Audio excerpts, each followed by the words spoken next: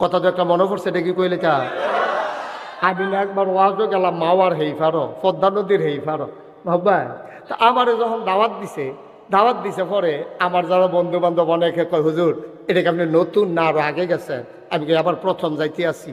তখন কিন্তু আপনার ওই পদ্মা সেতু চালু হয়েছে না, তখন ওই লঞ্চে ফারণ লাগে অথবা স্পিড বোর্ডে ফারণ লাগে। তো এইটান্ডি কয় যে সাংঘাতিক বিষয় হ্যাঁ কইলাম আপনারা দেখবেন হোটেলওয়ালারই সবচেয়ে বাটফাট। আমি কই কীরকম? কয় খানাফা তো বোয়াই দিয়া ওকে সাইডা টাইডা মজা করে খানা দিয়া যখন মাইতফাতো গিয়া সরবেন খাওয়া অর্ধেক হয়েছে আটকে একটা ইয়া কইব লঞ্চ সাইডা দিতে আস। তারপরে তো হালাই দিয়া যাবেন হেঁটে বইয়া বইয়া খাইতে আস। আমি কই যাও কইয়া দিচ্ছেন ভালো হয়েছে, তাইলে আমিও যাইতে বুদ্ধি করে যায়।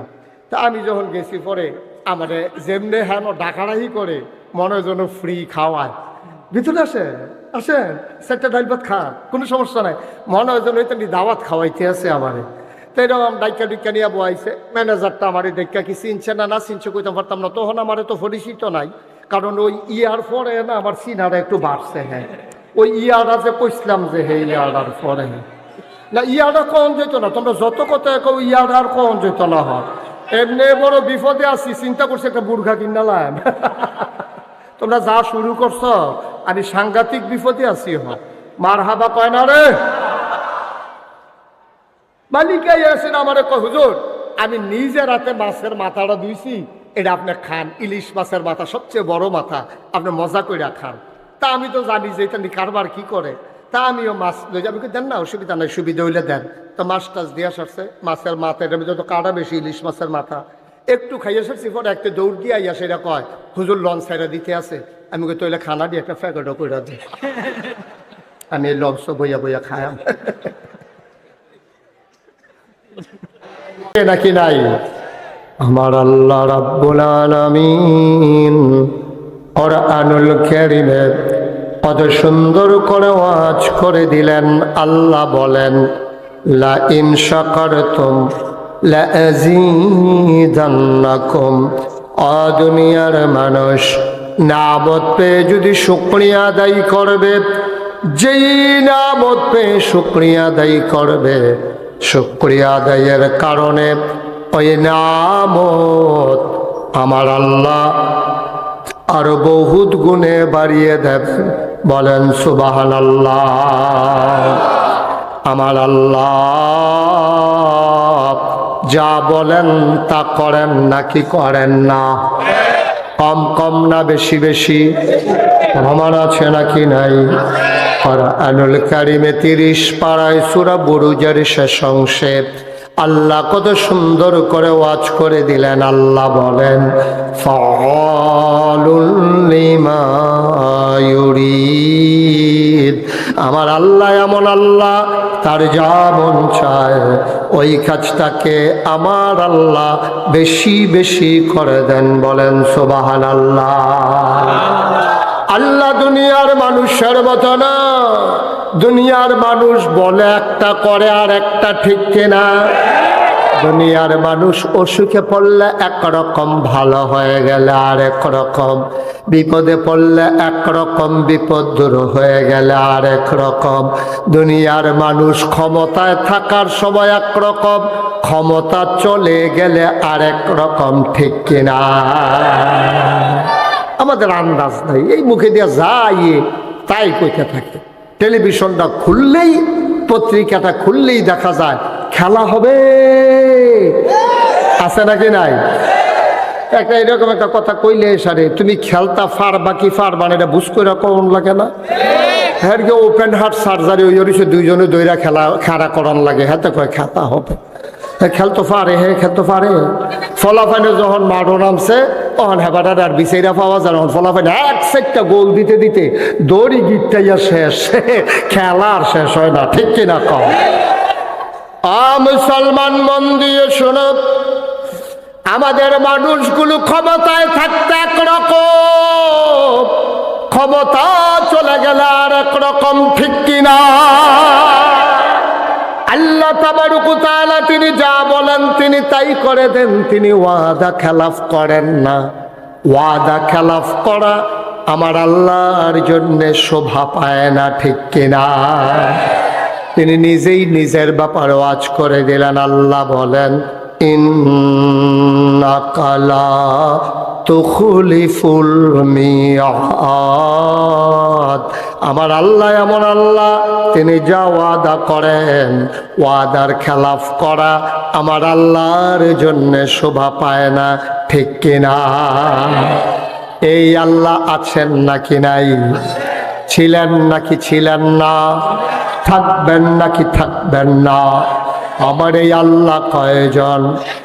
জোরে কন, আর জোরে, মধুর সুরে, সবাই মিলে মন প্রাণ উজাড় করে গলা ছেড়ে দিয়ে মধুমাখা কণ্ঠে আকাশ বাতাস প্রকম্পিত করে, চান্দিনার জমিন কাঁপিয়ে দিয়ে রাতের নিস্তব্ধতা ছিন্ন ভিন্ন করে।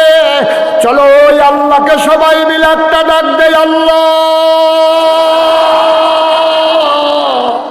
ও প্রাণের আল্লাহ, খুঁজে খুঁজে দেখলাম, সব কিছুর মতো পাইলাম তুমি লাম ইয়ালিদ ওয়ালাম ইউলাদ ওয়ালাম ইয়াকুল লাহু কুফুয়ান আহাদ। তিনি কারো থেকে জন্ম নেন নাই, কাউকে জন্ম দেন নাই। বন্ধু, দুনিয়ায় পীরের মতো পীর হয়, নেতার মতো নেতা হয়, মন্ত্রীর মতো মন্ত্রী হয়, আমার আল্লাহর কি মতো হয়? ওয়ালাম ইয়াকুল লাহু কুফুয়ান আহাদ। তার মতো নাই, তার লয় নাই, তার ক্ষয় নাই, তার শুরু নাই, তার শেষ নাই, তার আদি নাই, তার অন্ত নাই, তার দিগন্ত নাই, তার ডেস্ট্রয় নাই। তিনি ছিলেন, তিনি আছেন, তিনি থাকবেন, তিনি কয়জন? চলো সবাই মিলে আবারও সবাই মধুমাখা কণ্ঠে জানিয়ে দেই, লা ইলাহা, লা ইলাহা, জোরে জোরে লা ইলাহা, আর জোরে লা ইলাহা, মধুর সুরে লা ইলাহা, মাশাআল্লাহ লা ইলাহা।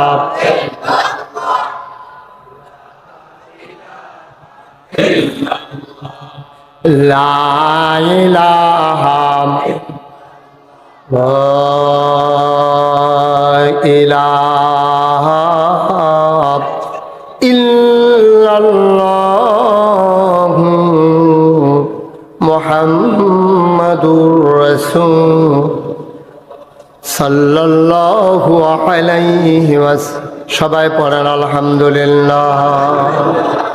কোরআনে ঢোকার আগে মারদুদ শয়তান থেকে ফেলে হয়েছে, যিনি রহমান যিনি রহিম, তার নামে চলেন শুরু করি, সবাই পড়ি।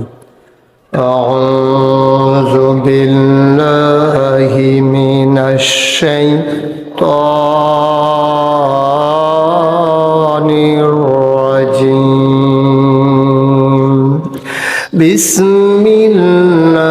বিসমিল্লাহির রাহমানির রাহিম। ইয়া আইয়ুহান নাবিয়্যু তাকিল্লাহ ওয়া লা তুতি'ল কাফিরিনা ওয়াল মুনাফিকিন ইন্নাল্লাহা কানা আলিমান হাকীমা। আমার আল্লাহ রাব্বুল আলামিন কোরআনুল কারীমে 21 পারায় সর্বশেষ একটা সূরা দিয়েছেন। সূরার নাম রেখেছেন সূরা আহজাব। এই সূরা আহজাব মদিনায় অবতীর্ণ। এখানে আয়াত আছে 73টা, রুকু আছে 9টা। বলেন সুবহানাল্লাহ। আয়াত কত? সবাই মুখস্থ করে ফেলতে হবে। আয়াত কত? রুকু। সূরা কি মাক্কি না মাদানী? মাদানী সূরা। সূরার ভিতরে 73টা আয়াত, 9টা রুকু। আল্লাহ বলছে, ইয়া আইয়ুহান নবী, হে নবী।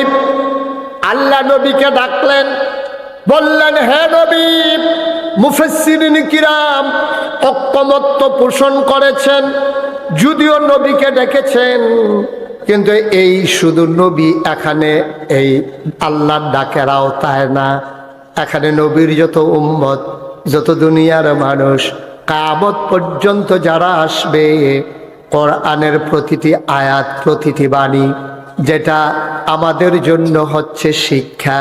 এই কোরআন হচ্ছে আমার তোমার জীবন বিধান, পথ চলার পথেও যদিও ডেকেছেন ইয়া আইয়ুহান নবী, হে নবী, ডাকের ভেতরে আমরাও যেন পড়ে গেছি।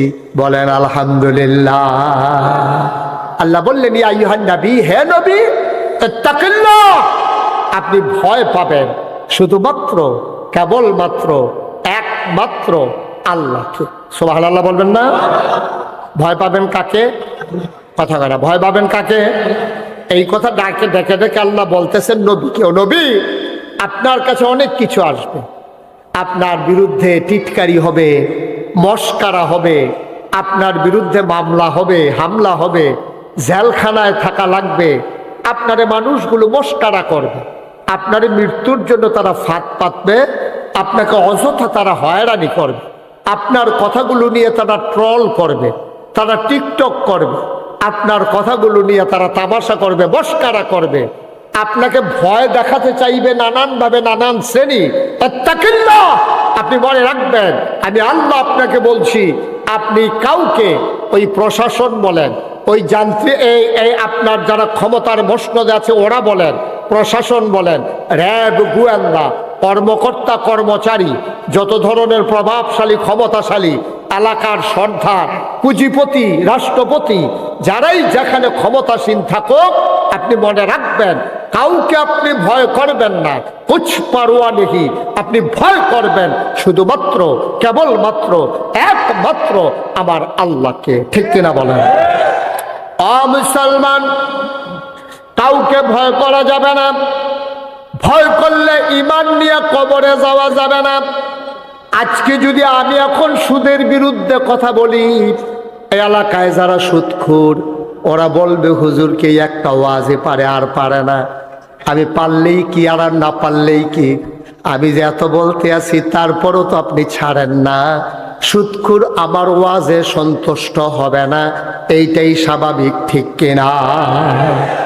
এমনকি তারা গুপ্ত হত্যার পরিকল্পনাও করতে পারে, এমনকি তারা আক্রমণ করতে পারে, নানানভাবে বেইজ্জতি করতে পারে, মাহফিলেরই এগুলো দিয়ে একটা সিল্লান দিতে পারে যে যেহেতু সুদের বিরুদ্ধে ওয়াজ হয়েছে, ওয়াজ তো আমার উফরাইয়া পড়তে আছে, একটা সিল্লান দে, তো সিল্লান দিলে সকলে দৌড় দিব, মাহফিল শেষ, তে বাচ্চা গেছে, তার কিছু হইতো না। তার মুসলমান, কেন আল্লাহ এই কথা নবীকে বললেন যে কাউকে ভয় পাবেন না? নবী কি কাউকে ভয় পায় নাকি? একথা বলা লাগলো কেন? কারণ হলো, নবী যখন দ্বীনের দাওয়াত দেওয়া শুরু করলেন, তিন দল মানুষ নবীর বিরুদ্ধে একেবারে খড়গহস্ত। তিন দল মানুষ নবীকে নানানভাবে, নানান প্রস্তাব দিয়া থামিয়ে দিতে চেয়েছে, মৃত্যুর হুমকি দিয়েছে, মেরে ফেলবে ঘোষণা দিয়েছে, যেন কোনোভাবেই নবী ভয় না পায়। আল্লাহ তাবারক ওয়া তাআলা নবীর মনে বিশ্বাস জাগিয়ে দিচ্ছেন, ওয়ালা তুতিল কাফিরিনা ওয়াল মুনাফিকিন, ভয় তো পাবেনই না মুনাফিক কাফের যারা, তাদের অনুসরণ অনুকরণ করাও যাবে না। ঠিক কিনা? আপনি বলতে গেলেই সমস্যা, আপনি বলতে গেলেই সমস্যা, আপনি চুপ থাকেন, এটা অনেক ভালো। আর যেটাতে কোনো সমস্যা নেই। নবী যখন বললেন সাফা পাহাড়ের পাদদেশে, নবীজি যখন বললেন, ও দেশবাসী, আমার গোষ্ঠীর মানুষেরা, আমার রক্তের অংশরা, আমার যারা এলাকাবাসী, দেশবাসী, তোমরা আমাকে বলো আল আমিন, তোমরা আমাকে বলো সাদেক, আমি বিশ্বাসী, আমি সত্যবাদী। এই কথাগুলো তোমরা যখন ঘোষণা দাও, আবার আমি তোমাদেরকে যদি বলি কুলু লা ইলাহা ইল্লাল্লাহ, তোমরা সবাই পড়ো লা ইলাহা ইল্লাল্লাহ। ভাই, বুঝার জন্য বলতেছি, খরগোশের মতো কান খাড়া করে, মাছের মতো নিষ্পলক নয়নে দয়া করে একটু শুনুন, একটু বুঝুন। আমি যদি এই যে আল্লাহর নবী বলছেন পড়ো লা ইলাহা, কথা বললেন লা ইলাহা ইল্লাল্লাহ, এই কথা বলার সাথে সাথে আপনারা সবাই বলতে হবে সব কাফেররা মক্কায় যারা ছিল তারা কি খুশি না বেজার? কথা কোন, খুশি না বেজার? হ্যাঁ, সংখ্যা একেবারে মাইনরিটি, সামান্য কিছু লোক খুশি হয়েছে যারা দিন নিজের জীবনে গ্রহণ করেছে। ওরা ছাড়া মাইনরিটি যারা, মেজরিটি যারা, মাইনরিটি একটা সংখ্যা, সামান্য কয়েকজন, তারা খুশি হয়েছে। আর বাকি সবাই মিলে টিটকারি মস্কারা, ও এতদিনের ঘুমর বাড়িছে, ফাগরি বেন্দা আডে তাইনে মনে হয় যেন কত্তরা মুসল্লি, এতক্ষণে তাইনে খাইছে ধরা। আমরা যতদিন বুঝছি না এই বাপ ধরে সেটা উনি কি করতে আছে। এখন আমাদের বাপ দাদার ধর্মের মুখে সুনকালি মাখাইতে আছে, 360 দেবদেবীর বিরুদ্ধে কথা কয়, লা ইলাহা ইল্লাল্লাহ, আল্লাহ সারা বিলে কোনো ইলাহা নাই, মাহবুদ নাই, মাসুক নাই, মাউজুদ নাই, মাকসুদ নাই, রহমান নাই, রাহিম নাই, তিনি ওয়াদুদ নাই, রাজ্জাক নাই, কেউ বলে নাই, শুধু একমাত্র আল্লাহ। এটা সরাসরি আমাদের বিরুদ্ধে যুদ্ধ ঘোষণা। এতক্ষণে ওনার ভালো বের হয়েছে।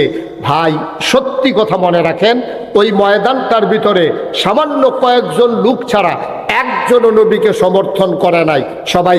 সবাই টিটকারি মেরেছে, মস্কারা মেরেছে, মারতে ধরেছে। আবু জেহেল তো বারবার রুক্ষা যায়, নবীজিরও ঘুষি দিব, কয়েকবার গেছে, তো আবার কয়েকজনে ধৈর্য রাখে।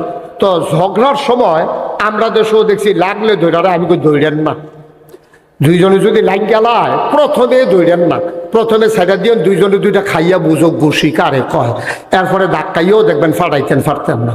এই যখন টান দিয়া ধরে তার এসকো বাড়ে, তার লাগনের লেগিয়া আরো শরীরের ভিতরে এসকো আইয়ে, এরপরে যদি আর দরুন্যাটা যদি বেরিয়েই তো হয়, মনে হয় যেন দুনিয়াটা তামা করে লাগবো। একটা খাইয়াইলে তার কন্যাইও আর ফাটাইতেন না। তাই আবু জেহেল করছে কি, নবীজিরা বারবার মারতে যায় আর সবাই মিলে ধরে রাখছে।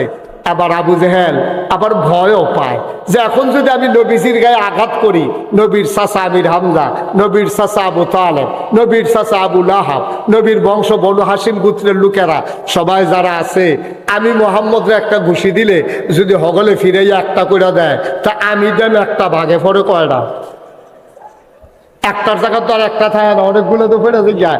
এইটা আবার ডরায়। এর ভিতর দিয়ে নবীর চাচা আবু লাহাব একেবারে পাথর নিয়ে হাতে ঢিল মেরেছে এবং জঘন্য একটা গালিও দিছে, বলছে ইয়া মোহাম্মদ তাব্বালাক, ও মোহাম্মদ তোমার ধ্বংস হোক। নাউজুবিল্লাহ বলবেন না? জোরে বলবেন না নাউজুবিল্লাহ? আবার আপনারা রায় দিবেন, 4000 বছর আগে যারা নবীকে গালি দিল, মারতে গেল, পাথর মারলো, আজকে 1500 পরে এই 2025 সালে 12ই জানুয়ারি আবার আপনারা রায় দিবেন, নবী কি খারাপ মানুষ ছিলেন? নবী কি সন্ত্রাসী ছিলেন? নবী কি বাসের ভিতরে আগুন দিছিলেন? নবী কি ক্ষমতা দখল করতে চাইছিলেন? চান্দিনা বাজারে ভিড় দখল দিছিলেন? তাহলে নবীরে মারতে গেল কেন? কারণটা কি? একটাই তখন শুধু কারণ ঘটেছে, নবী বলেছেন তোমরা পড়ো লা ইলাহা। আচ্ছা, তাইলে এই কথা বলার কারণে নবীরা তারা মারতে ধরে, গালি দেয়, ধ্বংস করতে চায়।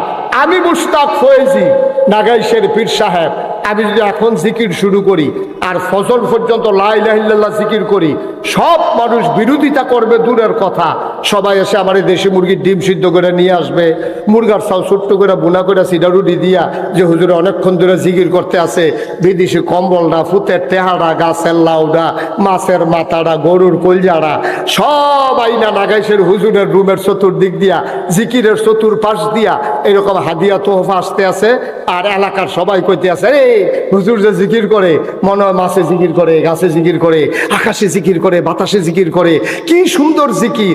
আমি জিকির করলে বাধা তো আসেই না, বরঞ্চ আমার হাদিয়ার অভাব হয় না। আর নবীজি ঠিক এই জিকিরটা করার কারণে নবীজির উপরে আঘাত আসলো, গালি আসলো, ওরা মারতে ধরলো, তাইলে বুঝা যা গেল কুসকুস কালা হায়, ঠিক কিনা কর? বুঝা গেল আমার জিকির আর নবীজির জিকির এক জিকির না, কারণ আমার জিকিরে কারো কিচ্ছু আসে যায় না। আর ওরা বুঝে ফেলেছে নবীর জিকির মানে সাংঘাতিক জিকির। আবু জাহেল বুঝেছে আমি এখন সমাজের নেতা, আমি এখন সর্দারি করি, মোহাম্মদের সুন্দর চরিত্র, একটা মিশা কথা কয় না, আগের রাইতে এই বিচারের নাম দিয়া আগের রাইতে টেহা খায় না, আমানতে টেহা মাইরা খায় না, রাস্তার গম আইছে এডিও খায় না, হগিন্ডি বেডির লিগে বিস্কুট হয়েছে, আমরা হেতারা সেই বিস্কুট খাইয়া বইয়া রয়েছে, ঠিক কিনা? তারা দেখছে মোহাম্মদের যে চরিত্র, সুবহানাল্লাহ বলবেন না? আমার নবীজির যে চরিত্র, যেই সুন্দর অনুপম আদর্শ, কি সুন্দর তার হাসি, কি সুন্দর তার চেহারা, কি সুন্দর তার ব্যবহার, কি মজার তার এই মেহমানদারি, এই মানুষটা যদি সমাজে কায়েম হয়ে যায় তাইলে আমি আবু জাহেলের সর্দারি এই সমাজে আর চলবে না। ঠিক কিনা কর? কথা ঠিক কিনা কর? এটা স্বাভাবিক জিনিস, এটা স্বাভাবিক জিনিস। সব অসতের মেলার ভিতরে একজন মানুষ যখন সৎ হিসাবে প্রকাশ পায় তখন অসৎ মানুষগুলো ডিস্ট্রয় হয়ে যায়, সততা বিজয়ী হয়ে যায়। কিন্তু আমাদের দেশে কি জানেন, অসতের এত মেলা হয়েছে, সৎ মানুষের এখনো কোনো দাম নাই। ঠিক কিনা কর? মনে করেন সব এই মাঠের ভিতরে হাজার হাজার মানুষ, আপনারা সবাই কাপড় চুপড় পরে আসছেন। এখন যদি একটা লোক একবার উলঙ্গ হইয়া, নিচেও কিছু নাই, উপরেও কিছু নাই, একবার উলঙ্গ এই মাঠের মাঝখানে আইয়া যদি দাঁড়ায়, তা আমরা সবাই মিল্লা উনার থেকে আরম্ভ করিয়া আমি মাহবুবুর রহমান আশরাফি ভাই, প্রিন্সিপাল হুজুর, আমরা এখানে যারা আছি সবাই কি বলবো? সবাই বলবো একটা অসভ্য প্রত্যাইয়া মাই দেখে রয়েছে, তার শৈলকটা কাপড় চুপড় নাই, বারবার তারে কইব কি কইব না? কথাটা কইব কি না কর? কারণ যেহেতু আমরা সবাই কাপড় পরে রাখছি, এখন একটা উলঙ্গ মানুষ আসলে সে হবে অসভ্য। কিন্তু সবাই যদি আমরা উলঙ্গ হইতাম, একটা মানুষের গাওয়ারও এই নাগেশের ফিসাব থেকে আরম্ভ করিয়া মনে করেন কারো গায়ে এক টুকরা কাপড়ও নাই, এর ভিতরে যদি দিয়ে একজন লোক কাপড় পরে আইয়ে, আমরা সবাই মিললে তারে কি কয়া? অসভ্য না করতে একটা টানা তুনা ফেসে বাড়াতে টানা তুনা ফেসে ইয়া হেন বইছে। এখন এই জাহিলিয়াতের জমানায় কারবার হয়েছে এইটা। সব অসভ্যের মেলার ভিতরে একজন সভ্য নবী, তাকে তারা গ্রহণ করতে পারে নাই, সবাই মিলে তারা মারতে গেল। ঠিক কিনা কন? মুসলমান মন দিয়ে শুনো, নবী দাওয়াত দেওয়ার সাথে সাথে তিন দল মানুষ নবীর বিরোধিতা শুরু করে দিল। একদল হলো তৎকালীন সমাজের সমাজপতি যারা, তৎকালীন সমাজের নেতা যারা, এক নম্বরে ওরা বিরোধিতা করলো। কারণ হলো ওরা জানে আমার নবীর শাসন যদি, আল্লাহর শাসন যদি কায়েম হয়ে যায়, সৎ লোকের শাসন যদি কায়েম হয়ে যায়, আর এই জমিনে যদি আল্লাহর আইন বাস্তবায়ন হয়ে যায়, তাইলে আবু জাহাল, আবু লাহাব, উতবা, সায়বা কারোর পাত্তা থাকবে না। ঠিক কিনা? এই জন্য এক নম্বরে দাঁড়ালো ওরা যারা তৎকালীন সমাজের নেতা ছিল। দুই নম্বরে বিরোধিতা করলো কারা? যারা টাকাওয়ালা, কোটি কোটি টাকার মালিক ছিল। তারা বুঝে ফেলেছে যদি দিন কায়েম হয়ে যায়, শতকরা 2.5 টাকা হারে কেউ ইচ্ছা করে জাকাত দিলে দেবে, নাইলে তার থেকে জাকাত আদায় করা হবে। সুতরাং সে বুঝে ফেলছে এত মেহনতের টাকা ইসলামের নাম দিয়ে আমার কাছ থেকে নিয়ে যাওয়া হবে। এই জন্য তৎকালীন পুঁজিপতি টাকাওয়ালা যারা, তারা ঘোষণা দিয়ে দিল, টাকা নাও, ইসলাম থামা। ঠিক কিনা কন? এখনো একটু কথা কয়েন, আপনি কিন্তু 2-3 বার কথা কইছেন, আমি দেখছি, একটা শব্দও করে না, বিরক্ত করে না। আমার সময় আমি পাবো কম, এটার ভিতরে দিয়ে আপনারা ফেরিঘাটের তারার মতো কাম করলে কারবার হইব। কথা তো একটা মনে পড়ছে, এটা কি কইলে চা? আমি না একবার ওয়াজও গেলাম মাওয়ার হেইফারো, পদ্মা নদীর হেইফারো ভাববা। তা আমারে যখন দাওয়াত দিছে পরে আমার যারা বন্ধু বান্ধব অনেকে কয়, হুজুর এটা কি আপনি নতুন না আরো আগে গেছেন? আমি কি আবার প্রথম যাইতে আসি। তখন কিন্তু আপনার ওই পদ্মা সেতু চালু হয়েছে না, তখন ওই লঞ্চে ফারণ লাগে অথবা স্পিড বোর্ডে ফারণ লাগে। তো এটা কয় যে সাংঘাতিক বিষয়, হ্যাঁ কইলাম আপনারা দেখবেন হোটেলওয়ালারই সবচেয়ে বাটফাট। আমি কই কিরকম? কয় খানা ফাতো বোয়াই দিয়া ওকে সাইডা টাইডা মজা করে খানা দিয়া, যখন মাইট ফাতো গিয়া সরবেন, খাওয়া অর্ধেক হয়েছে, আটকে একটা আইয়া কইব লঞ্চ ছাইডা দিতে আস, তারপরে তো হালাই দিয়ে যাবেন, হেঁটে বইয়া বইয়া খাইতে আস। আমি যাও পইয়া দিচ্ছেন, ভালো হয়েছে, তাইলে আমিও যাইতে বুদ্ধি করে যাই। তা আমি যখন গেছি পরে আমারে যেমনি হ্যাঁ ডাকারাহি করে, মনে যেন ফ্রি খাওয়ায়, ভিতরে আসেন সেটা ডাইল ভাত খা, কোনো সমস্যা নাই, মনে হয় যেন ওইটা দাওয়াত খাওয়াইতে আছে আমারে। তো এরকম ডাইকা নিয়ে বয়াইছে। ম্যানেজারটা আমার ডাইকা কি চিনছে না চিনছে কইতে পারতাম না, তখন আমার তো পরিচিত নাই, কারণ ওই ইয়ার পরে না আমার চিনারা একটু বাড়ছে। হ্যাঁ, ওই ইয়ারা যে কইছিলাম যে হে ইয়ার পরে না, ইয়ারা কখন যেত না, তোমরা যত কথা কও ইয়ার আর কখন যেত না। হয় এমনি বড় বিপদে আছি, চিন্তা করছি একটা বুর্খা কিনালাম। তোমরা যা শুরু করছো, আমি সাংঘাতিক বিপদে আছি। মার হাবা কয় না রে, মালিকাই আসেন আমার হুজুর আমি নিজে রাতে মাছের মাথাটা ধুইছি, এটা আপনি খান, ইলিশ মাছের মাথা সবচেয়ে বড় মাথা, আপনি মজা করে খান। তা আমি তো জানি যে এটা কারবার কি করে, তা আমিও মাছ লই যাবি, দেন না অসুবিধা নাই, সুবিধা হইলে দেন। তো মাছ টাছ দিয়ে আসছে, মাছের মাথা, এটার ভিতরে তো কাটা বেশি, ইলিশ মাছের মাথা একটু খাইয়ে এসেছি। পরে একটা দৌড় দিয়ে আইয়া সেটা কয় হুজুর লঞ্চ ছেড়ে দিতে আছে। আমি কই তৈলে খানা দিয়ে একটা প্যাকেটও করে দিই। আমি এই লঞ্চ বইয়া বইয়া খায়াম।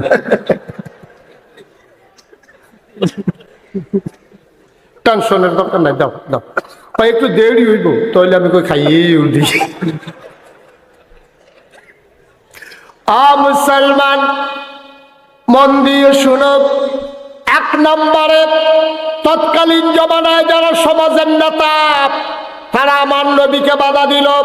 2 নম্বরে যারা টাকাওয়ালা তারা চিন্তা করলো যে এই টাকা যদি এইভাবে বৈধ অবৈধ কামাই, ইসলাম আসলে এই অবৈধ কামাই আর থাকবে না, মন যা চায় তা করা যাবে না। এই জন্য টাকাওয়ালা পুঁজিপতি যারা তারা চিৎকার করে ঘোষণা দিল টাকা দাও, মোহাম্মদের ইসলাম থামাও। ঠিক কিনা কর? আজকে বাংলাদেশে দেখবেন, এখানে যেহেতু শিক্ষিত সচেতন জনগণ বেশি, এই জন্য ওভাবেই বলি, আজকে বাংলাদেশে দেখবেন যখন পহেলা বৈশাখ হয় তখন বিভিন্ন জায়গায় মেলা হয়, ওপেন এয়ার কনসার্ট হয়। এই যে কনসার্টগুলা মেলাগুলো স্পন্সর করে কারা? দেখবেন প্রাণ কোম্পানি, RFL কোম্পানি, অথবা দেখবেন বড় বড় মেঘনা গ্রুপ, অথবা দেখবেন সিটি গ্রুপ, বড় বড় গ্রুপ যারা আছে, বেক্সিমকো গ্রুপ, ওরা করে কি আপনার পহেলা বৈশাখ, রমনা বটমূলের ছায়ানটের আয়োজন, তারপরে আপনার কি বলে 31st নাইট, তারপরে 16ই ডিসেম্বরের নামে ওপেন এয়ার কনসার্ট স্টেডিয়ামের ভিতরে। এই টাকাগুলা দেয় কারা? টাকাগুলা দেয় বাংলাদেশে বড় বড় শিল্পপতি যারা, টাকার মালিক যারা, যারা আগে দাঁড়িয়ে রাখছিল বিপদুরা কামাই নিচ্ছে। আসেনি রে কারবা? আগে দেখলে মনে হইতো ফেরেস্তা একটা যে কে আছে, সাদা পায়জামা, সাদা পাঞ্জাবি, সাদা টুপি, সাদা চুল, কি সুন্দর, অক্ষরে দরবেশের মতো না, দরবেশে এত সুন্দর করে আটটা যাইতো। আর রবিবার মাইনখাসি ভাত করলো, কামাইয়া কুমাইয়া হমান। ঠিক কিনা কর? হ্যাঁ না? আচ্ছা কোন দুঃখে কই যারা ফাড়েনি কর। আচ্ছা আমরারে হেরা কয় আমরা বিলে ধর্ম ব্যবসায়ী, আমরা বিলে ধর্ম লইয়া রাজনীতি করি, ধর্ম লইয়া ব্যবসা করি।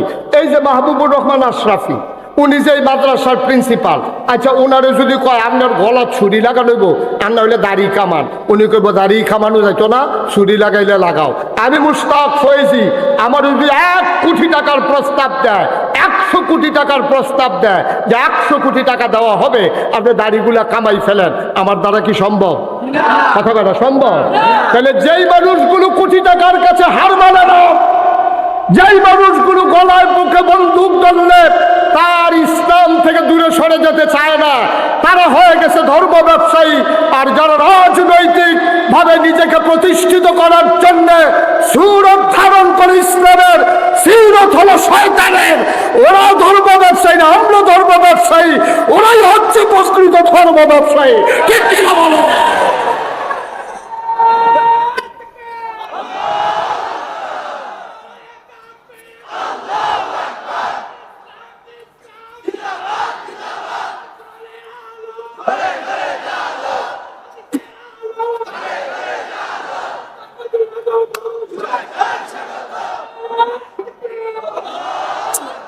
সবাই পড়ে না আমিন, জুড়ে পড়ে না আমিন।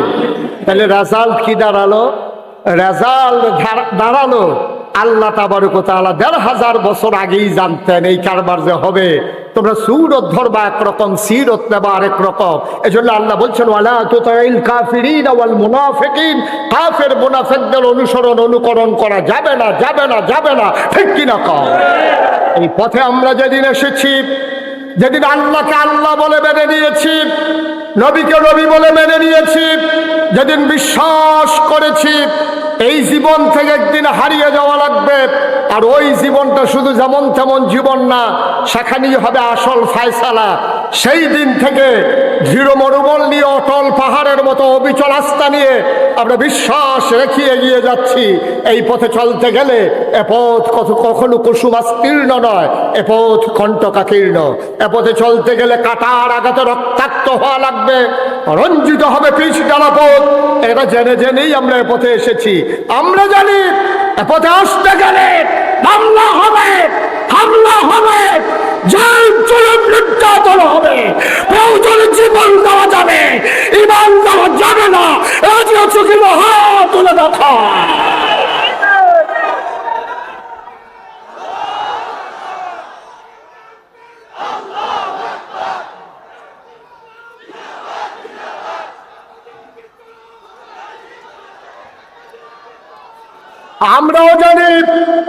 আমরাও জানি কেমন করে তাল মিলিয়ে চলতে হয়।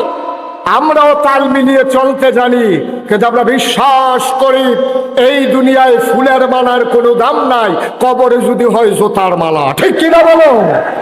আর এই দুনিয়ায় যদি টিটকারি হয়, মস্করা হয়, গুম হয়, নির্যাতন হয়, নিপীড়ন হয়, মামলা হয়, হামলা হয়, ফাঁসি কাস্টে ঝুলতে হয়, বিশ্বাস আছে যেদিন কবরে যাব অপেক্ষা করছে আমাদের জন্য ফুলের মালা। ঠিক কিনা বলো?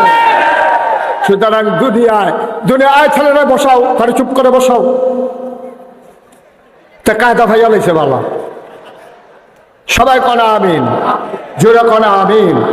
সুতরাং ভাইয়েরা, এটা কোনো হিংসি না, ঝগড়া বিবাদ না, কাউকে হ্যাঁও করা না, কাউকে খাটো করা না। বিশ্বাস করেন আপনি এই পথে যখন অবিচল আস্থা নিয়ে চলবেন, আপনার হাদিয়া বন্ধ হয়ে যাবে, আপনার উপরে টিটকারি আসবে, মস্কারা আসবে, চাকরির উপরে আঘাত আসবে, আপনাকে মানুষ টিটকারি মারবে, আপনার স্ত্রী আপনাকে মস্কারা করবে এই পথে যদি আপনি সঠিকভাবে আসেন।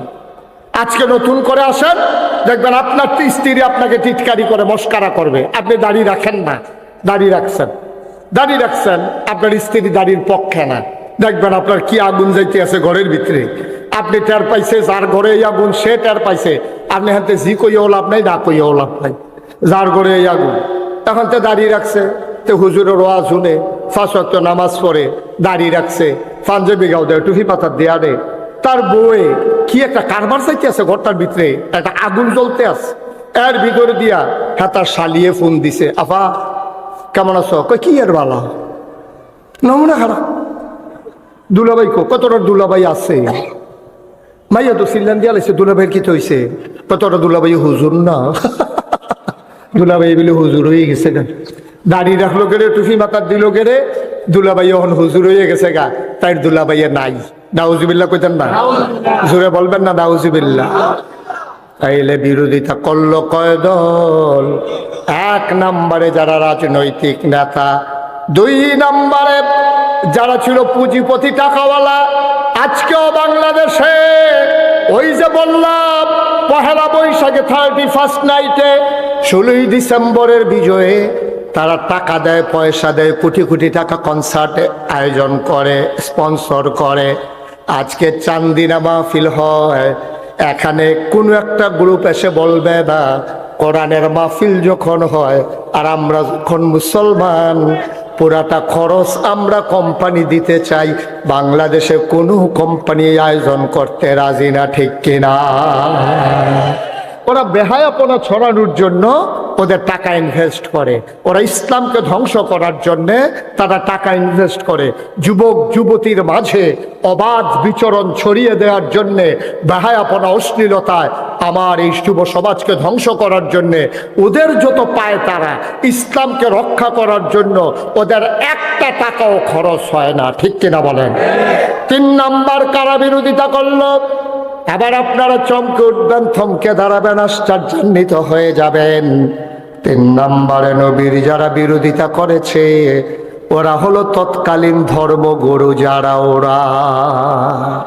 যারা তৎকালীন সময়ে পূজা দিত, আমাদের দেশে হিন্দুদের যে পূজা দেয়, তো নিজে নিজে কিন্তু পূজা দেয় না, পূজা নিয়ে ব্রাহ্মণের কাছে কয়, ঠাকুরের কাছে কয়, পুরোহিতের কাছে কয়, ভাই আমার একটা পূজা দেওয়া লাগবে, আমার বড় বিপদে আছে, ব্যবসায় বাইর খাইছি, ফলা বিদেশ যাইব, তারে বিয়া করায়, ফলা বাচ্চা হইছে, আমার একটা পূজা দেওয়া লাগবে, একটা পূজাটা দিয়া দিয়ে।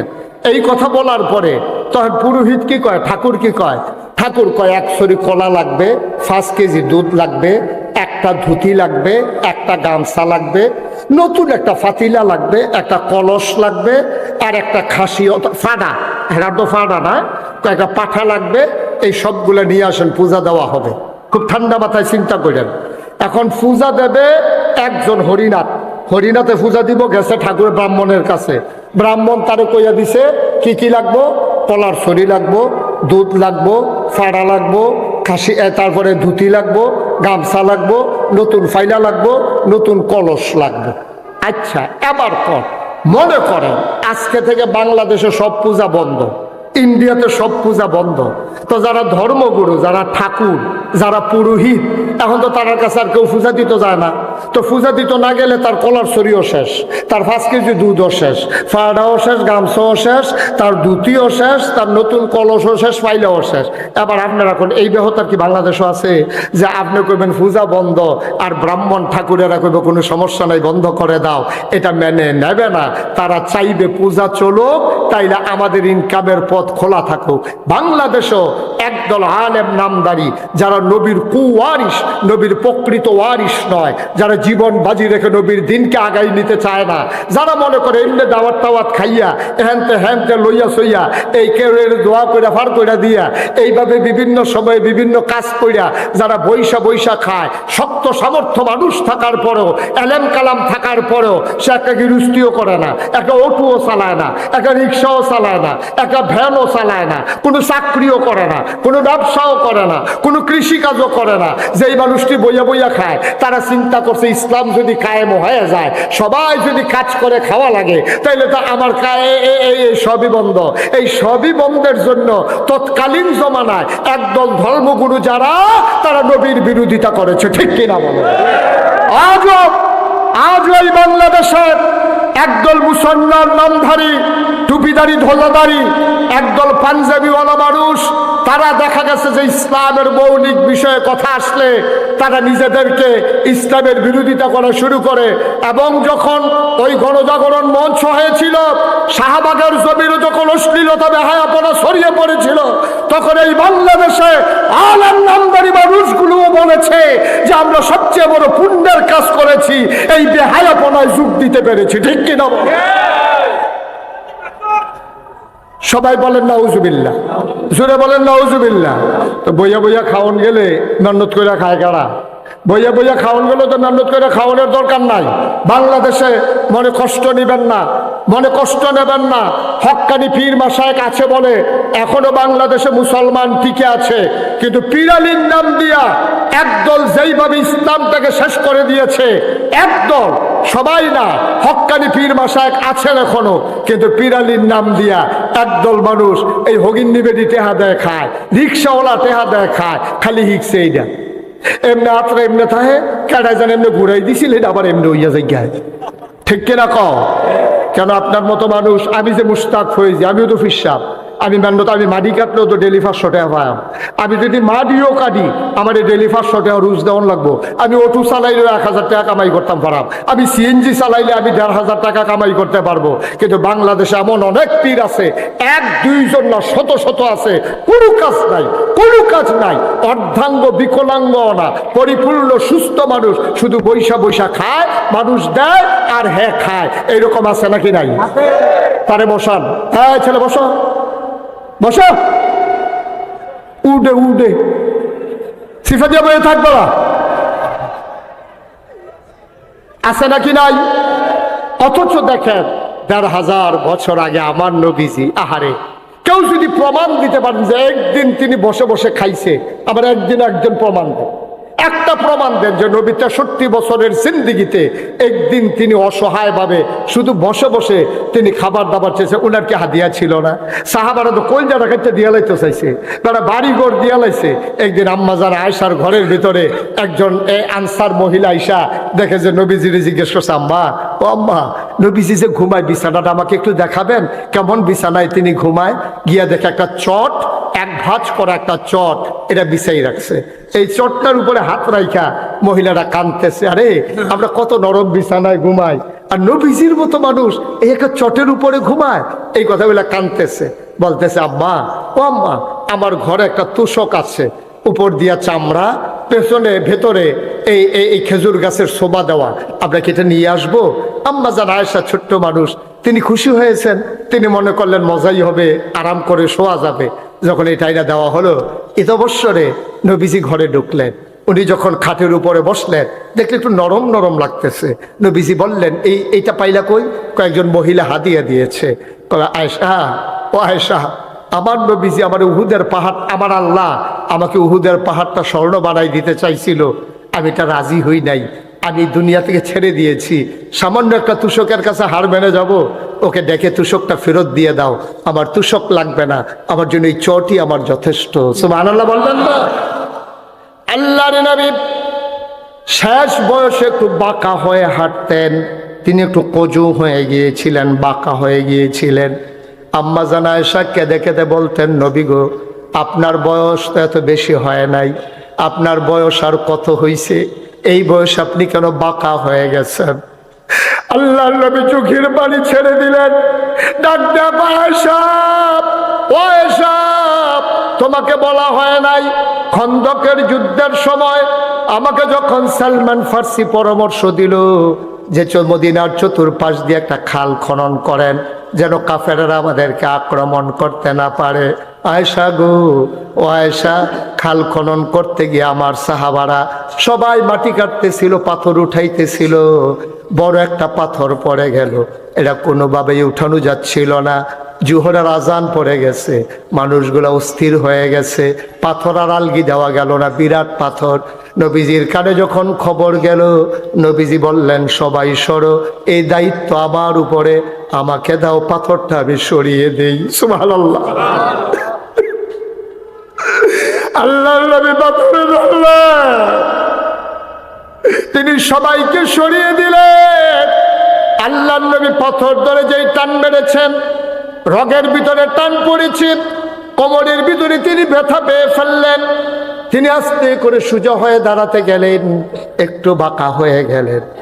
নবীজি কান্দে আর কয়, আয়েশা, সেই দিন যে পাথর টান দিয়ে একটু ব্যথা পাইছিলাম, এই ব্যথাটা আজ পর্যন্ত আর আমার কাছ থেকে গেল না। দুজাহানের বাদশা নবী, দুজাহানের বাদশা নবী। ভাই, ইবনে তাফসীর ইবনে কাসির, একটা বিশ্ববিখ্যাত তাফসীর, ইবনে কাসির দামিশকি রহমাতুল্লাহ আলাই, তার একটা হাদিস এনেছেন সেখানে নবীজির। এই হাদিসটা এত রেয়ার, আমি আর কোথাও অনেক জায়গায় খুঁজছি, আমি হাদিসটা আর পাই নাই। সেখানে ইবনে কাসির দামিশকি রহমাতুল্লাহ আলাই বলে আছেন, এমন সময় একজন বেদুইন আরব, দূর মরুভূমির গ্রামের একটা আরব মুসলমান আসছে নবীর দরবারে, এসে বলতেছে, আসসালাতু ওয়াসসালামু আলাইকা ইয়া রাসূলুল্লাহ, আসসালাতু ওয়াসসালামু আলাইকা ইয়া হাবিবাল্লাহ। নবী বললেন, ওয়া আলাইকুম আসসালাম ওয়া রাহমাতুল্লাহ, কি খবর? কই, ইয়া রাসূলুল্লাহ, আপনি কি আমাকে চিনতে পেরেছেন? কই, না, তোমাকে তো চিনলাম না। কই, আমি দূর মরু প্রান্তরে একেবারে অজপাড়া গায়ে নিবৃত পল্লীতে বর্ডার বেল্টে আমার ঠিকানা, আমি একবারে সাইডে আমার বাড়ি, সবসময় তো আসতে পারি না, এজন্য আপনি আমাকে দেখেন কম, আপনারেও আমি দেখি কম। নবী গো, একটা খুশির খবর নিয়ে এসেছি। আল্লাহর নবী বললেন, কিসের খুশির খবর?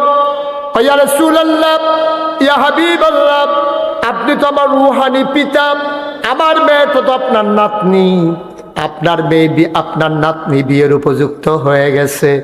আমি একটা ভালো ছেলে পাইয়া, নামাজি, পরহেজগার, অনেক সুন্দর উত্তম চরিত্রের অধিকারী একটা মানুষ পাইয়া তার জন্য বিয়ে ঠিক করে ফেলেছি, বিয়েও হয়ে গেছে।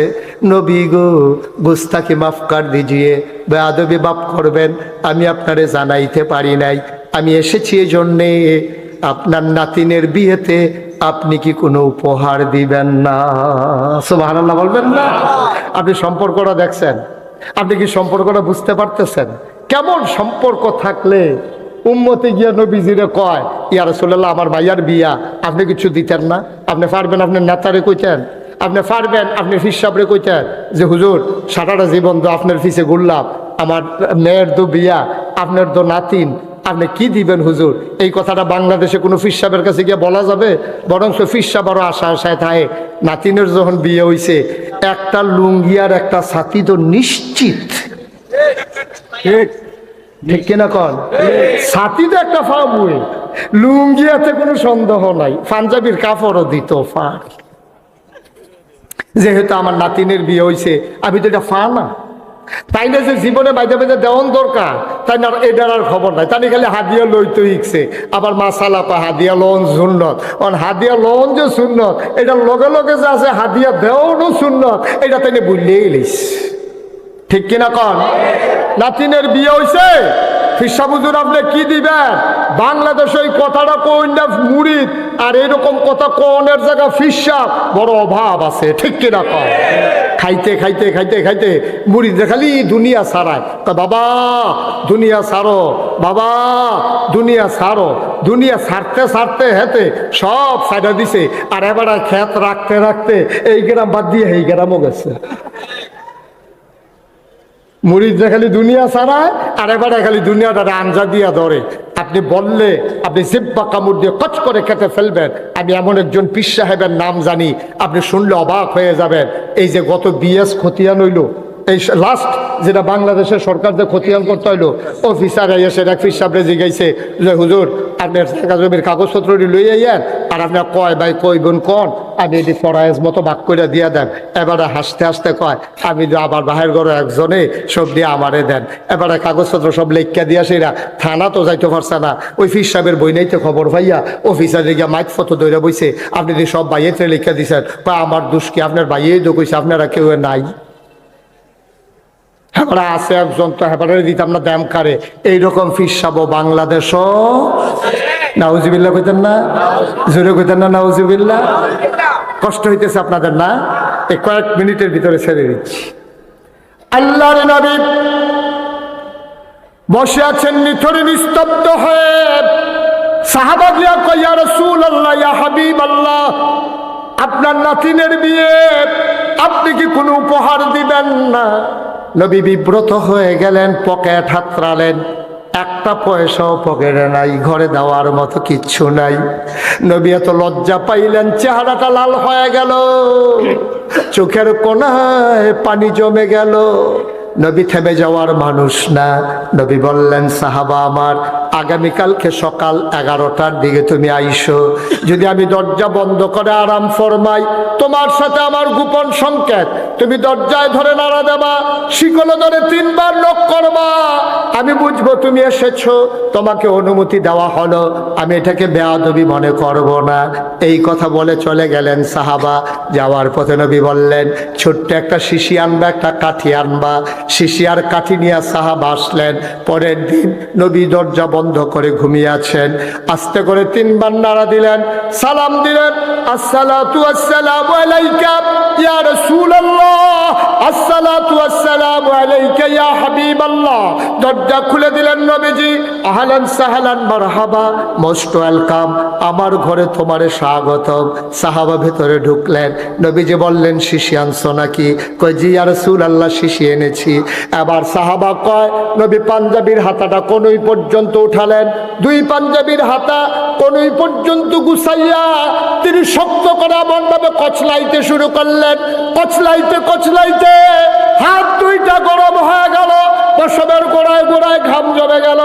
আল্লাহর নবী বললেন, শিশি এনেছো নাকি? কয় হ্যাঁ ইয়া রাসূলুল্লাহ এনেছি। এবার নবী হাতটা বাঁকা করলেন, বললেন, কনুর কাছে শিশিটা ধরো। শিশিটা ধরা হলো, জমা ঘামগুলো ফোঁটা ফোঁটা করে শিশির ভিতরে পড়তেছে, 2 হাতের ঘাম। এবার 2 হাত অর্ধেক করে শিশিটা ভরে গেল। আল্লাহর নবী মুখটা বন্ধ করে কাঠিটা হাতে দিয়া ডাক দেয়া কয়, সাহাবারে, ও সাহাবা, গরিব নবী তোমার, ইচ্ছে করলেই একটা দাবি উপহার দিতে পারলাম না। একবেলা খাইলে আরেক বেলায় চুলায় আগুন জ্বলে না। না পারলাম দিতে কানের দুল, না পারলে দিতাম একটা নাকের ফুল।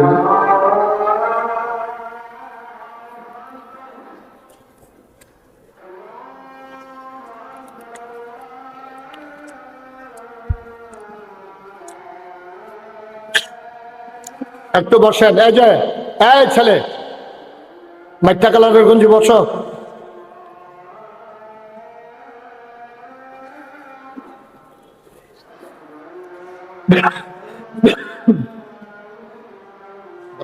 শেষ করে দিন, জামাতে ঠিক থাকবে, 20-এ 25-এ।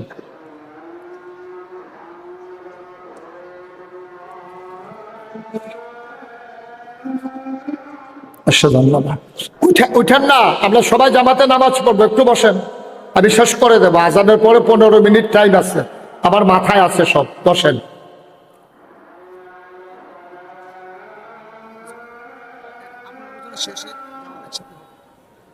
ওরা তো আজানকে একটু থামাইতে পারলেন না। ওকে ফাইন, আমি আরেকটু কথা শেষ করি, অসুবিধা নেই, সমস্যা। এই যে ভাই, কি করতেছেন আপনি? আর আসতেন যা পরে পরে বইতে আনছি করবে।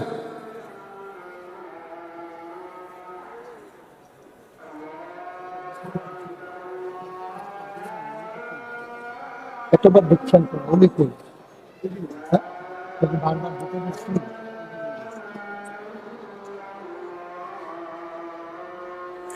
আল্লাহুম্মা সাল্লি আলা সাইয়্যিদিনা মুহাম্মাদ। সবাই পড়েন আমিন। দুই একজন ভাই উঠতেছিলেন, এটা না, এরকম না, বিষয়টা এরকম না। প্রস্রাব তো ধরতেই পারে।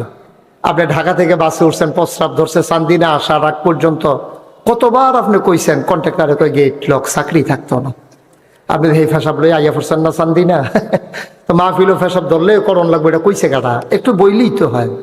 কই দেন, অসুবিধা নেই। আমিন কন, জোরে কন, আর জোরে। আমি শেষ করে দিচ্ছি, যে কথাটা শুরু করেছিলাম শেষ করবো না, ছেড়ে দেব। সবাই কন আমিন।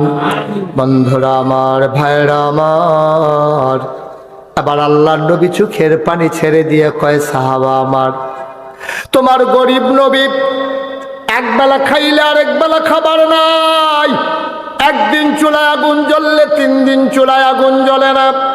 তোমার মেয়ের বিয়েতে খুব আশা ছিল বড় একটা উপহার দেব, কিন্তু দেব কেমনে? গরিব নবী তোমার দিতে পারলাম না একটা নাকের ফুল, 2টা কানের দুল পারলাম না, গলার মালা, হাতের বালা, বেনারসি কাঁথান, কোনো কিছুই তোমার মেয়েকে দেওয়া হলো না। ঘরে এসে তালাশ করলাম, বিয়েতে দেওয়ার মতো কি আছে তোমার মেয়ের জন্যে? অনেক তালাশ করার পরেও কোনো জিনিস পাই নাই।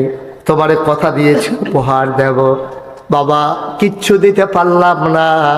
এই যে আমার গায়ের পসিনা, এই যে পসিনা মুবারক ঘাম, এটা তোমার শিশির ভিতরে দিলাম, মুখটা বন্ধ করে নিয়ে যাও। তোমার মেয়ের বিয়েতে আমি নবীর পক্ষ থেকে এইটাই উপহার।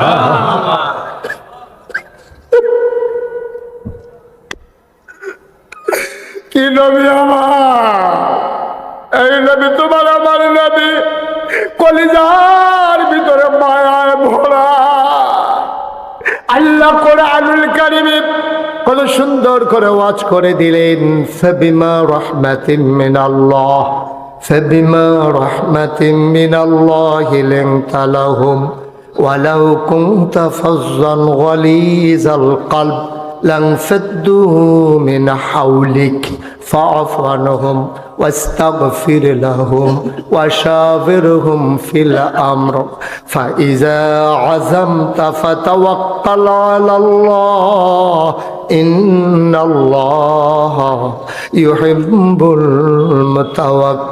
المتوكلين। কল যারা ভরা নবীর মায়া, দুনিয়ার মানুষের জন্য, সমস্ত প্রাণীর জন্য মায়ার মায়া।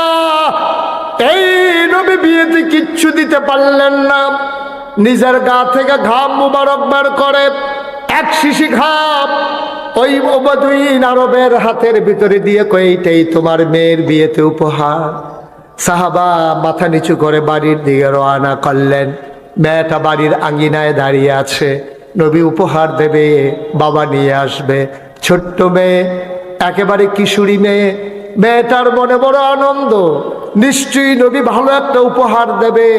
উপহার পেতে কান্না ভালো লাগে। মেয়েটা অপেক্ষমান, বাবা কেন আসে না? বেলা পড়ে যায়, বাবা কেন আসে না? দূরে মরুভূমির মাঝে তাকিয়ে দেখে একটা মানুষ ক্লান্ত পরিশ্রান্ত হয়ে আগায় আসতেছে। বাড়িটা ছিল বিচ্ছিন্ন একটা জায়গায়।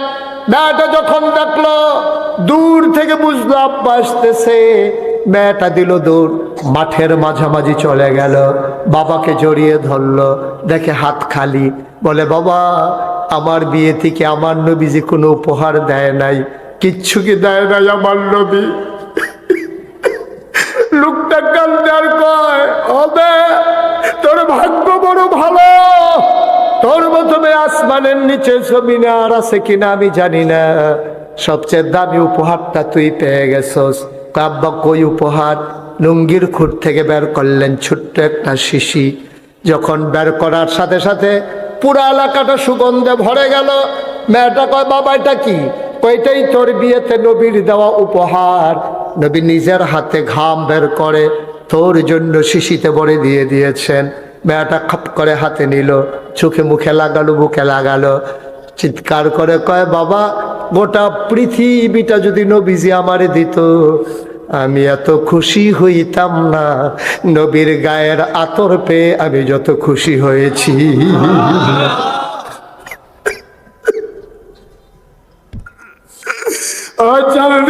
মুসলমান, ও এলাকার মুসলমান, মুশতাক ফয়েজি যদি কোনোদিন এই ময়দানে আর না আসে, কোনোদিন যদি তোমাদেরকে না ডাকি, মনে রাখবা আমি এসেছিলাম, মনে রাখবা কথা কয়টা বলে গেলাম। আমার দেশে রাজনৈতিক নেতা বলো, পীর মাশায়েখ বলো, ব্যবসায়ী বলো, পুঁজিপতি বলো, সবাই যার যার স্বার্থে ইসলামকে ব্যবহার করেছে। খুব কম মানুষ আছে ইসলামের মতো নিজেকে সাজিয়েছে, এই রকম মানুষের সংখ্যা বড়ই কম। এই জন্য আমি বলি, তোমার মন মতো আব্বা ইসলাম হবে না, ইসলামের মন মতো তোমাকে হইতে হবে, ঠিক কিনা? ইসলামের মন মতো আপনাকে আমাকে হইতে হবে। বাবা এইটা যদি আপনি মেনে নিতে পারেন, এটা যদি ডিটারমাইন্ড হন, আপনি যদি সিদ্ধান্ত নেন যে হ্যাঁ আমি আমার পীরকে ওইক্ষণ পর্যন্ত মানব যিনি যতক্ষণ পর্যন্ত ইসলামের মৌলিক বিষয় আপোষ করেন না ততক্ষণ পর্যন্ত আমি আমার পীরের সাথে আছি। আমি যখন দেখব আমার পীর নামাজের দিকে উৎসাহিত করে না, আমার পীর রোজার দিকে উৎসাহিত করে না, আমার পীর সুদখুর ঘুষখুর মদখুর সমান তালে সবার থেকে হাদিয়া নেয়, আমি বুঝবো এই পীর পীর না, এই পীর পীর নামের কলঙ্ক, ঠিক কিনা বলো? এইটাই যদি আমরা সিদ্ধান্ত নিয়ে আগাই যেতে পারি, এটাই যদি সিদ্ধান্ত নিয়ে আগাইতে পারি, মৌলিক বিষয়ে কখনো তো ফারাক থাকতে পারে না, কোনো মতবিরোধ থাকতে পারে না। কেন? আপনি নামাজের ব্যাপারে তো কোনো দ্বিমত নাই। এই যে ফরজ নামাজ, ফজরের নামাজ 2 রাকাত, জুহরের নামাজ 4 রাকাত, আসরের নামাজ 4 রাকাত, মাগরিবের নামাজ 3 রাকাত, এশার নামাজ 4 রাকাত, এই ফরজের ব্যাপারে কারো কোনো দ্বিমত নাই। আমি যদি এখন বলি আজকে যেহেতু এত বড় মাহফিলের আয়োজন হয়েছে, আমরাও সবাই আলেম ওলামারা আসছি, মঞ্চে, মঞ্চের পার্শ্বে, ডাইনে বামে, মাদ্রাসায় এত বড় বড় আলেম, আজকে সবাই মিললে আমরা সিদ্ধান্ত নিলাম মাহফিলের দিনে তো এখন আর কাজকর্ম নাই, আর নামাজ তো ভালো জিনিস, এটা তো আর খারাপ জিনিস না। আজকে মাহফিলের দিনে আমরা সবাই মিলে আশারের ফরজ নামাজ আমরা 8 রাকাত পড়ব। রাজি হবেন আপনারা? কথা বলে রাজি হবেন আপনারা? কেউ রাজি হবেন না। তাইলে আল্লাহ এক, এই ব্যাপারে আমাদের কারো কোনো দ্বিমত নাই। নবীজি একজন, এই ব্যাপারে তো কারো দ্বিমত নাই। এই কোরআন আমাদের সংবিধান, এই ব্যাপারে তো কারো দ্বিমত নাই। 5 ওয়াক্ত নামাজ, এই ব্যাপারে দ্বিমত নাই। ফরজ রোজা, এই ব্যাপারে দ্বিমত নাই। ওয়ালিল্লাহি আলান নাসি হিজ্জুল বাইতি মান ইসতাতা ইলাইহি সাবিলা, সামর্থ্য থাকলে হজ করা, এই ব্যাপারে দ্বিমত নাই। ওয়া আতুজ যাকাত, যাকাত প্রদান করা, এই ব্যাপারে কারো দ্বিমত নাই। দ্বিমত কোন জায়গায়? কেড়ায় খেরুইছে, কেড়ায় বইছে। ঠিক ঠিক কর না কেন? আপনি তো কন্যা দিয়ে ঠিক কন্যা দিয়ে আপনি বললাম মাহফিল্লা ঠিক নি রে। এই বাংলাদেশে কোথাও আপনারা এই পর্যন্ত শুনছেন যে নামাজি বেনামাজি ফিটাফিটি করে 5 জন হাসপাতাল? কথা কোন সত্য? শুনলেও কইবেন না, শুনলে না কইবে। আমি শুনছি না ভাই, হোক আমি ফোরসিম ফেল ফিটা কইতাম পারাম, আমি এই পর্যন্ত কোনো খানো শুনছি যে নামাজি বেনামাজি ফিটাফিটি হয়েছে। এর ভিতরে 5 জন হাসপাতালও গেছে, এরকম কোথাও হয়েছে? আচ্ছা হাসপাতালে গেলে গেছে না গেলে হুদা ফিটাফিটি হয়েছে, এরকম হয়েছে নি? নামাজি বেনামাজি তর্কাতর্কি হয়েছে, এরকম হয়েছে নি? নামাজি বেনামাজি ঝগড়া লাইতেছে, এরা বেনামাজির একটা মসজিদ দিয়া লাইছে, নামাজির একটা মসজিদ দিছে, এরকম হয়েছে নি? তাহলে নামাজি বেনামাজি ফিটাফিটি নাই, নামাজি বেনামাজি তর্কাতর্কি নাই, নামাজি বেনামাজি ঝগড়া করে 2 মসজিদ হইছে না, কিন্তু বাংলাদেশে কেডায় মিলাদের ভিতরে খেরুইছে, কেডায় বইছে, এইটা লইয়া ফিটাফিটি হইছে, মানুষ হাসপাতালও গেছে, আবার 2 মসজিদ হইছে, ঠিক কিনা? আমরা কই আছি? আপনার এত বোকা করে বেহতারে লাশ সীমানাত সাইস্টল বইয়া যে হড় হড় করে হুদ্দা ফাও, বুদ্ধি নেই তো। বুদ্ধি থাকলে তোমারে বুঝি বেআইয়ে মুলার দ্বারা দিয়ে হুটকি দিয়ে খাওয়াই দিছে, কথা যেটা মনে পড়ছে এটা কি কইলে চা আর আইনা নাই একটা সারা লাগাই দিয়ে গিয়ে বেআইয়ে বেআইয়ে এবার ফলা বিয়া করাইছে দাউদকান্দি। কি কান্দি? দাউদকান্দি। এবার এমন বুদ্ধিমান বেআই পাইছে, এই বেআইয়ে শান্তিরাতে গেলে এবারে বেআই এত মেহনত করে আইছে, নিশ্চয়ই খিদা আছে, রেডিমেড যা আছে খাইয়ালাম। তো রেডিমেড যা আছে খাইয়াম, তো রেডিমেড একটা মানুষের রোল খিতা থাকে, মূলার দ্বারা দিয়ে হুটকি দিয়ে রাঁধছে, তারপরে গিয়া কচু শাক রাঁধছে, তারপরে গিয়া ডাইল রাঁধছে, এইটা দিয়ে বেআইয়ে খাওয়াইছে। আবার আপনারা বলতে হবে সান্দিনার বেআইয়ে কি জিতছে না ঠকছে? মা কথা না, জিতছে না ঠকছে? সান্দিনার বেআইয়ে একটু সহজ সরল বেআইন মশাল লাগবেন না, আইসে পরে জিগাইতে আছে কি দিয়া খাওয়াইছে বেআইয়ে? কয় রেডিমেড। বেআই তো টান বেশি তো আমার লাগিয়া, ওই কইছে রেডিমেড খাইয়া লাইতাম। কয় টান বেশি? হ্যাঁ আপনি বেআইয়ের চালাকি ধরতেন পারবেন? বেআই বাচ্চা সারা আইয়া পড়ছে, কয় মনে নাই হেই বেআই না আমার। আপনি এই বেআইয়ে বুঝে আপনার টান বেশি দিকে রেডিমেড খাওয়াই লইছে। কয় কয় তো রেডিমেড কি তা খাওয়াইছে? কয় মুলার দ্বারা দিয়ে হুটকি দিয়া আর কচু শাক আছে আর ইয়া ডাইল দিয়া। এই দিখাইতেন না আমরা দাউদকান্দি গেছে, আমরা কোনো খানার অভাব আছে। আরেকবার যাইতে আপনি এই ইলিটগঞ্জ নেন না, চাটা খাইয়ার পরে যাইবেন, দেরি হইলেও যেন কোনো সমস্যা না হয়। পরের বার গেছে বেআইনে তো হিয়াই দিছে, গেছে পরে কয় বেআই যা আছে রেডিমেড খাইয়ালাম। কয় না নাস্তা খাইয়াইছি, লুঙ্গিটাতে গোসল করি বেআইন রকম মূল কাটা জব করতো।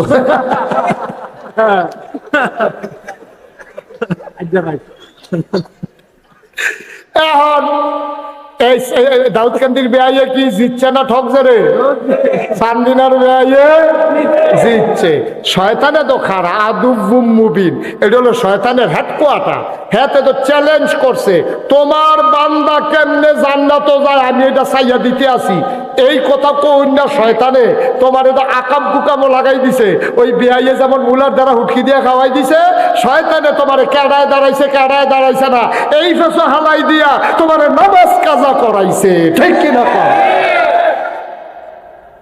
তোমার নামাজ ছড়াইছে, তোমারে লাগাই দিছে ফিটাফিটি, এগুলো নামাজের খবর নাই। আরো সহজ করে কইতে আছে, সারা জীবনের নফল যদি একখানো করেন আপনি একটা ফরজের সমান বানাইতে পারবেন না। পারবো? নাহলে মোলামা যারা আছেন কোন পারবো?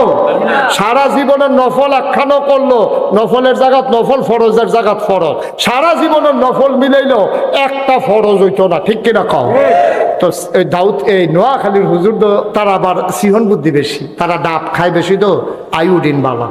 তো এই দাউদকান্দির হুজুরে যখন ওয়াজ করতে আসে, সারা জীবনের নফল মিলাইলেও একটা ফরজ হইতো না, একবার মাই দেখে রইছে, খেয়ে হুজুর তাহলে নফল ডিজে পল্লা বেড়িকে ফাও গেল, কেন ফাও না থাকবো, তবে ফরজ বানান যেত না।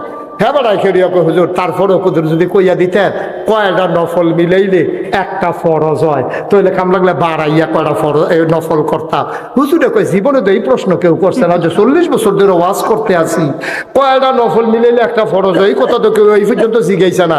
হুজুরে ধুম ধরে বইয়া রয়েছে, কোন কিতাব পাওয়া যাবো, কোন কিতাব পাওয়া যাবো। কয় না এটা কিতাব দিয়ে হইতো না। হুজুরের পরে কয় কিতাবটা জিগাইছিলাম, হুজুর জিজ্ঞাসলাম কয়টা নফল মিলাইলে একটা ফরজ হয়। হুজুরে কতক্ষণ ধুম ধরে থেকে কয় যতটা সুপারি গাছ মিলাইলে একটা নারকল গাছ হয়।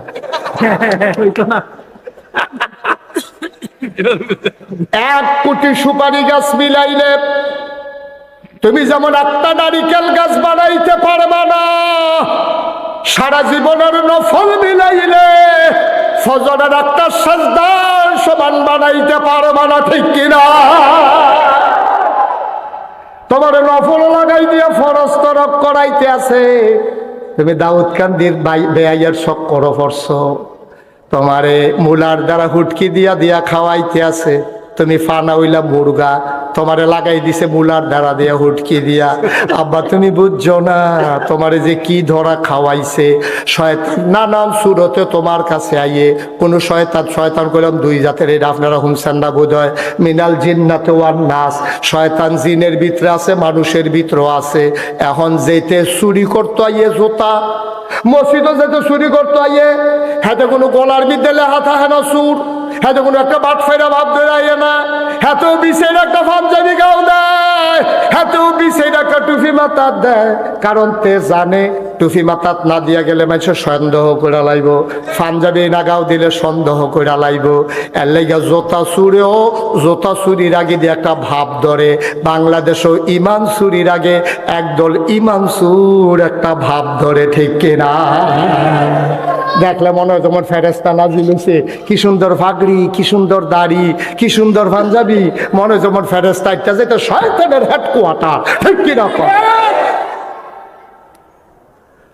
তুমি আমার মুসলমানের ভিতরে বিভেদ সৃষ্টি করো। ফরু মাসালা নিয়ে তুমি 3 ঘন্টা ওয়াজ করলে 4 ঘন্টা তুমি ফরু মাসালা নিয়ে ওয়াজ করো, মৌলিক ওয়াজ তোমার নাই। বাংলাদেশে তুমি বেনামাজি দেখো না, নামাজের ওয়াজ পারো না, তুমি আওয়াবিনের ওয়াজ করো, আশরাকের ওয়াজ করো। আগে নামাজের ওয়াজ করো, 18 কোটি মানুষ আগে নামাজি হোক, তারপরে যখন নামাজ ধরে লাগবো বিষয়টা আরো নফল নামাজ বার করবো, মোজা ফাইয়া লাইলে, ঠিক কিনা? হাতে বাইক যাওয়ার জ্বালায় হাতে হোর বাইক গেছে বেড়াইতো, যাও হুদাবাদ খালি যাও খাওয়ায় তো এই জ্বালা আয় যাও খাইতে খাইতে ভিতরটা তামা করে লাইছি।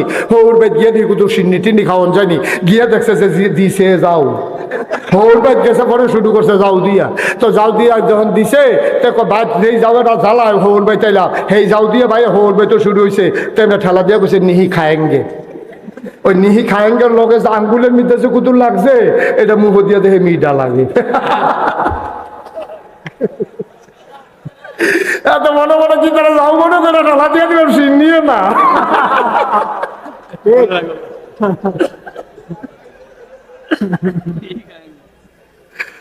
ও চান্দিনার মানুষ মন দিয়ে শুনো, তুমি যাও আর সিন্নি আখ্যানো করো না। তোমার সিন্নিতে যাও লাগাই দেওয়ান গেলে তোমার বড় লাভ। ও ভাই হাতে ধরে বলে যাই, পায়ে ধরে বলে যাই, আজকে মুসলমান একটা ক্রাইসিস পিরিয়ড ওভারকাম করতেছে।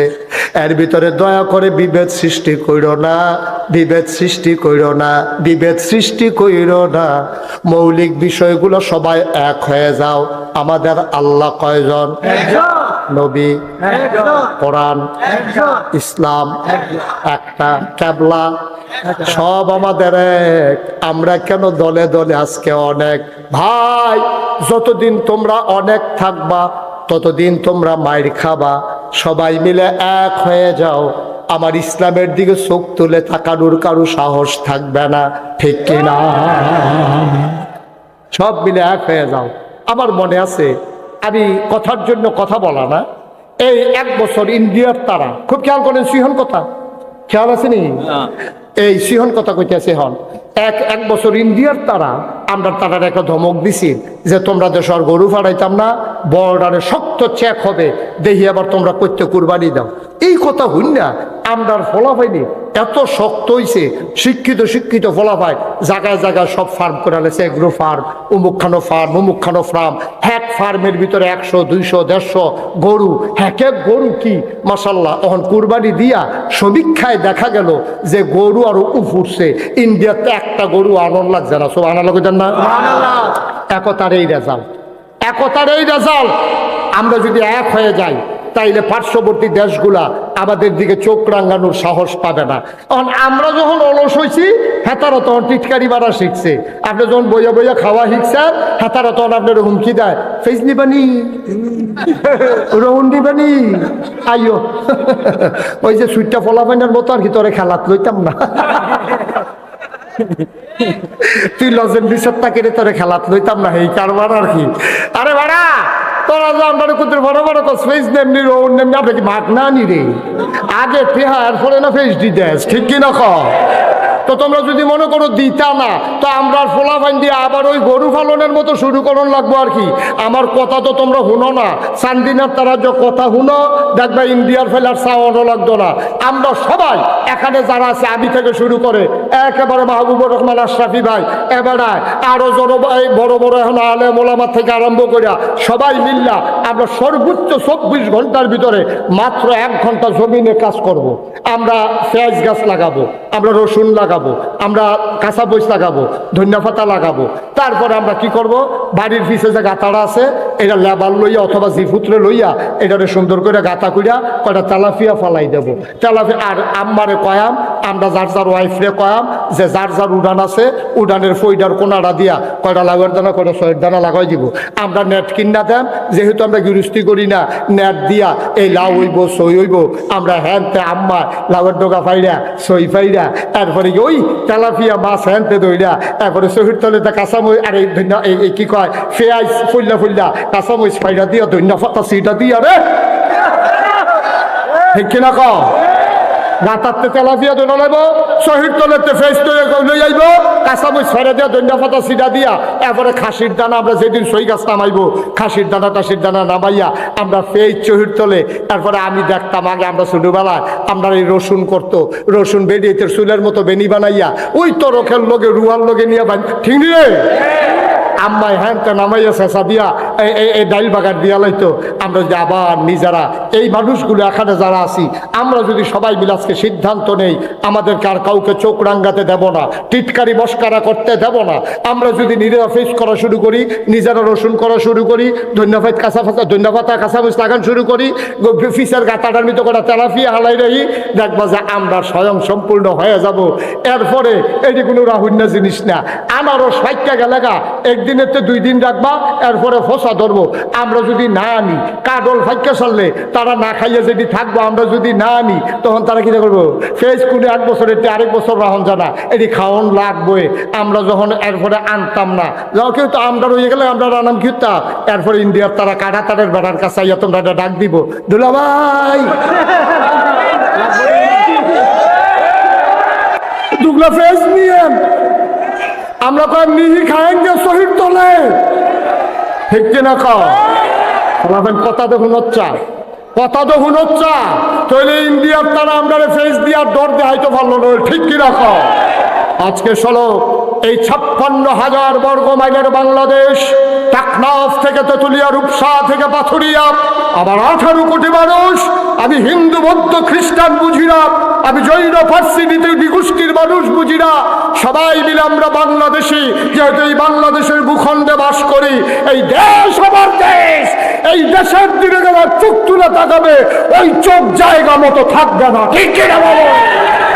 সুতরাং আসুন সবাই মিলে আমরা ঐক্যবদ্ধ হই, সবাই মিলে আমরা কথাবদ্ধ হয়ে সবাই মিলে জানান দেই এই দেশ আমার দেশ, আমার ধর্ম ইসলাম, আমার রব আল্লাহ, আমার নবী মুহাম্মদুর রাসূলুল্লাহ, আমার জীবন বিধান সংবিধান আমার কোরআন। যদি দীপ্ত শপথ নিতে পারো, খোদার কসম, খোদার কসম, পূর্ব আকাশে সূর্য ওঠা যেমন সত্য, পশ্চিমে অস্ত যাওয়া যেমন সত্য, চতুর্দশী পূর্ণিমার চাঁদ যেমন আকাশে হাসে ফকফকা জ্যোৎস্না বিলায়, এটা যেমন সত্য, আল্লাহর জমিনে আল্লাহর দ্বীন কায়েম হওয়া তার চাইতে আরো বেশি সত্য, ঠিক কিনা বলো। এর জন্য যা করা দরকার, চান্দিনের মুসলমান প্রস্তুত আছে কিনা হাত তুলে দেখা।